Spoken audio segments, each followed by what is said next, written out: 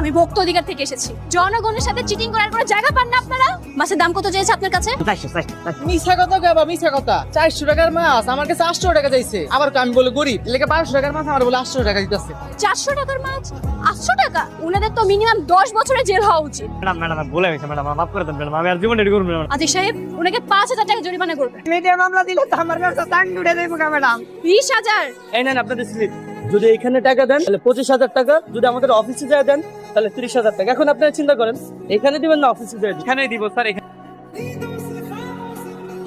আমার চেহারা কিন্তু এমন আছিল না, কালা ভাল্লুকের মতো আছিল। আমার মানুষের টর্চ লাইট দিয়ে খুঁজতো। এই ক্রিম লাগানোর পরে ভাই তোমার লক্ষ্য চেহারা হয়ে গেছে।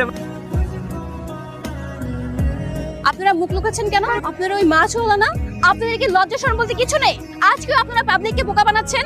ম্যাডাম সরি ম্যাডাম, ভুলে গেছে ম্যাডাম, আরো বলে জীবনে আরো বলে ম্যাডাম। এই ক্রিম কোথা থেকে নিয়ে আসছেন? গুলিস্তানের নিয়েছি।